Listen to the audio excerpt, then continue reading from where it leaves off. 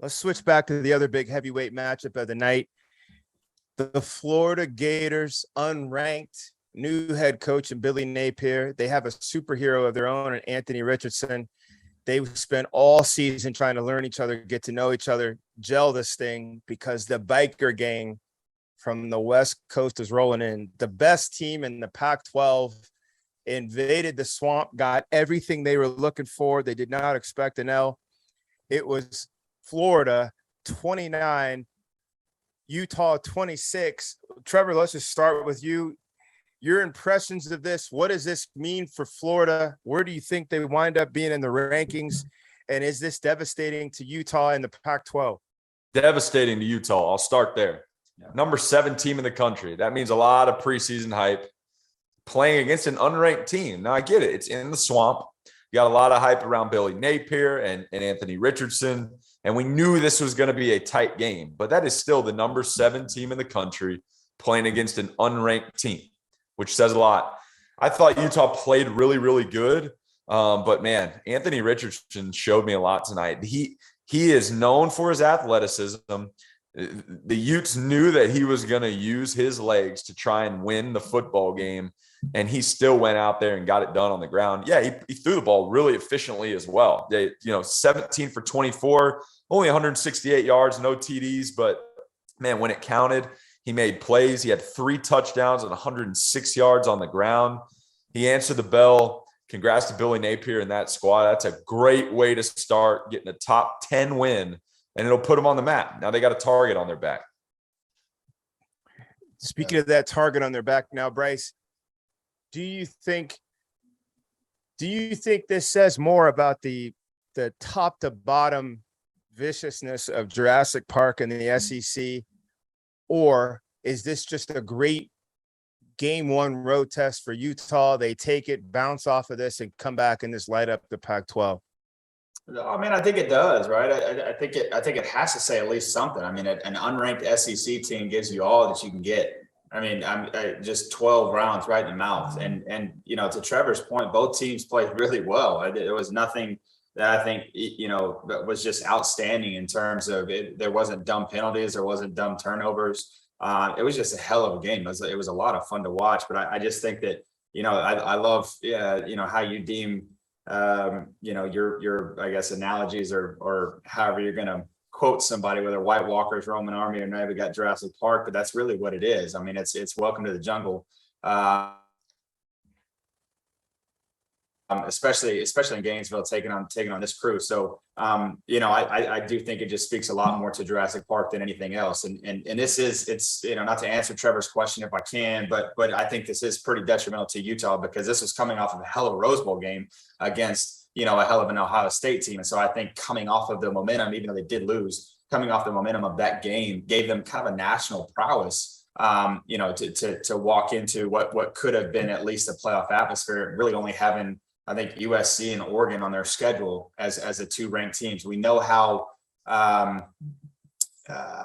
delicate the Pac-12 is, I'll put it that way, in terms of their schedule and the teams that they have out there. So you have to be able to come in to Gainesville and make a statement, and they didn't.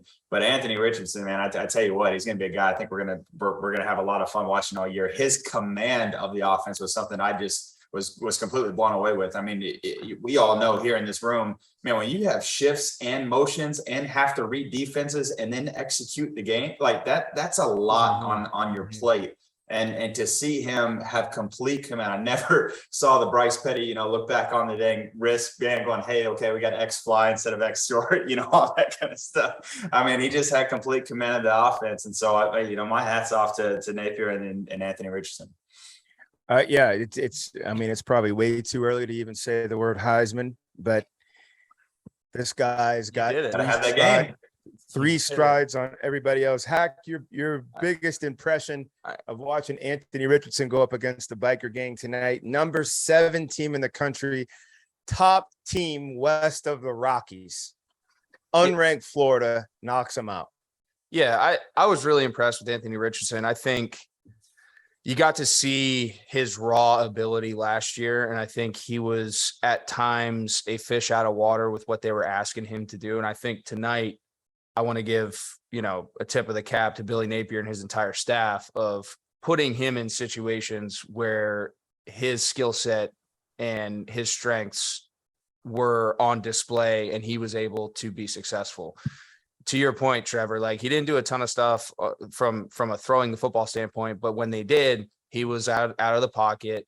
There wasn't a ton of in the pocket, pure progression, get through things, got him on the edge. He had the ability to use his legs. And then when he did tuck it and run, when he wasn't involved in just the quarterback run game, still made plays that way. So I think it was just a really nice flow for him offensively. And if they continue to do it, I think he fits the bill to continue to grow and continue to gain confidence and hopefully be able to work towards that big H word that George just said, because he definitely has the skill set to do it. Now I disagree with you guys. I think Utah, it's not detrimental by any stretch of the imagination, especially if Florida continues to go on and do what everyone's saying Florida's going to do, or what it appears they're going to do. And that goes back to my thing is I want to see Florida continue to do this and week in, week out, no matter who they're lined up against. But I think for Utah, we talked about how weak the Pac-12 was. They got to get through Oregon and USC, right? I think that there's still a lot of football ahead of them, and this is a great experience for them.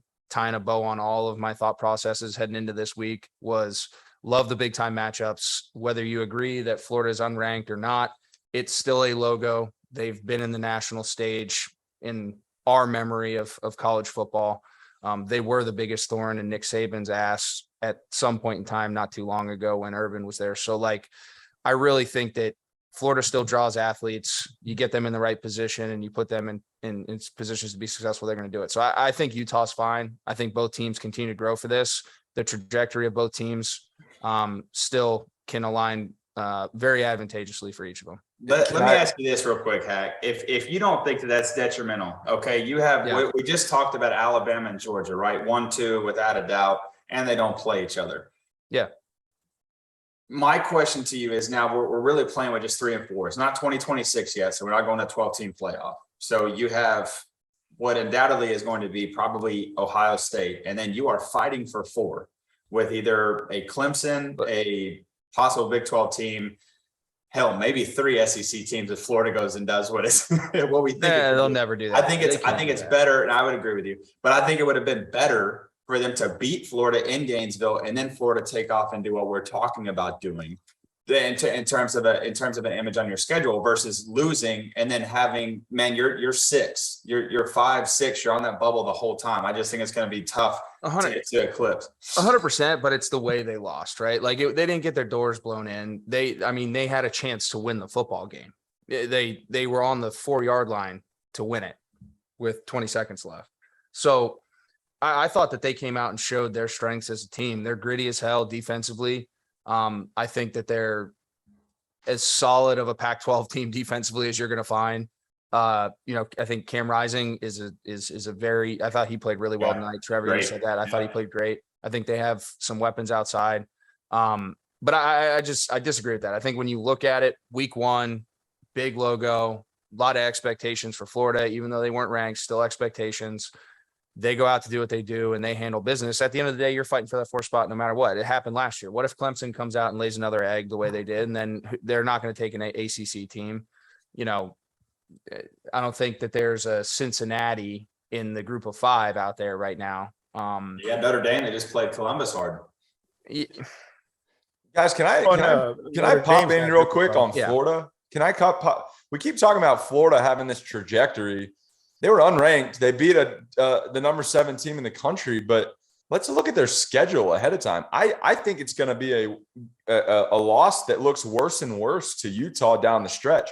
I mean, Tennessee is a lot better this year in the East, in the SEC. Kentucky's ranked. Georgia's in the East. They have to play A&M in the West. But that's the Georgia, SEC day in, day out. That's the SEC. But, so I'll take the stance of I think Florida played really well tonight, big win. But I don't see Florida just walking through their schedule. I think they're going to have several blemishes, which is going to make the loss. But if they play the way they played tonight, they're going to be able to go and play with anybody. I don't know, man. I don't know. If they play the way they played tonight, they can go out and play with anybody. Trevor, they got tested tonight. An unranked SEC team. Watch me now. An unranked SEC team beat the best team out west in a 12-rounder. No trickery. Everybody was healthy. Bring your best 11. We'll bring our best 11. 12 rounds.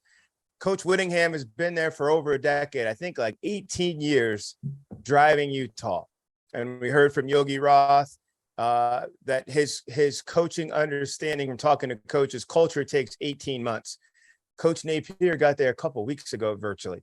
Florida beat the best team out west. The number one team the Pac-12 could put up as a playoff contender. Unranked SEC team knocked them out. First, then secondly, this reaffirms everything you need to know about the SEC. This is why we play those projection games. Grab Kentucky, pick them up, and drop them in the ACC. What would they do? It'd be Kentucky and Clemson. If you grabbed Arkansas and dropped them in the Pac-12, it'd be Arkansas and Utah. Like, this is an unranked Florida team. I also think this vaults Florida to number at least 12. I don't care about all that underbelly from number 25 up. You knock out the number 7 team, you got to at least go to 12. Anthony Richardson, Hack, to your point, they didn't do much RPO tonight, which I liked. They did try to keep him in the pocket, and most of his runs were just scrambles, and he really did try to stay behind the line of scrimmage, which is going to help them. You could tell that they're coaching the hell out of him. Extend it and buy your guys some time. Your arm is faster than your legs. You can get 50 yards downfield faster and you can scramble it. But he did have some big old monster scrambles.